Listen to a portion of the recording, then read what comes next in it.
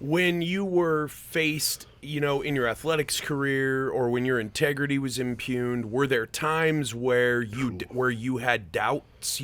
My possibly favorite passage in the Bible talks about when Jacob earned his name.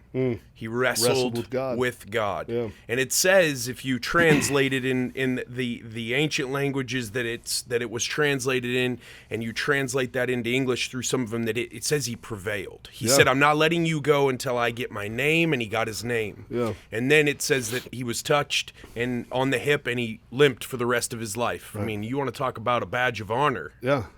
That is someone who is saying, I'm not just going to take this on face value, man. I want it down and dirty. Let's get down here in the muck and let's talk about this in a phone booth for a minute. I mean, that's hardcore stuff. Did you ever have times where your faith was tested to where you were just like, you know what, man? I don't know if this is real. It's funny. I've never had a time in my life where I didn't believe that God ruled and reigned. Now, I did have to come to a point where I realized that God wasn't ruling and reigning in my life, right? And so I love this story because so much about the Christian faith gets polluted by the heretic pastors from the people at Hillsong, Furtick, Mike Todd's. I could go on the list, right, that teach about he just wants to bless you. And, prosperity and you're going to be rich and you're never supposed to be sick. Man, have you not read the New Testament? But even that story of Jacob, he's wrestling with God for this blessing. What did God bless him with? Jacob was a powerful, mighty, strong man. When you look at his acts throughout Scripture of what he did, this man, he was much more like the biggest beast in the world, like Goliath, than more like me.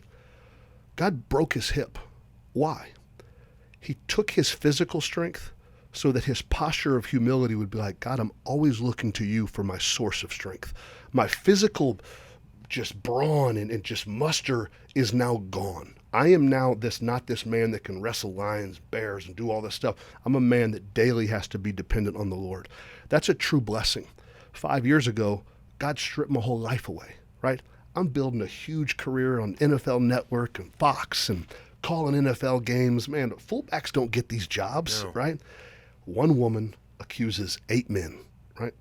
No HR reports, no nothing. Anyone with any clue can look at this and be like, this woman's a money grab. It is what it is, right? Well, NFL does what they do. I get fired because I won't sign their non-disparagement clause. I won't take their payouts. I won't take my contract. I won't do all that stuff. And so, but I'm flat on my back. God took everything, and I had nowhere to look but to him. And it was the biggest blessing in my life. I've never been happier. God's still rebuilding. He's building something that no man can tear down. I've got the best wife in the world. My 2 daughters are just phenomenally they're just awesome young women. God's given us 4 other foster to adopt kids. We're building businesses together, me and my wife. He blessed me through what the world would say would be a curse.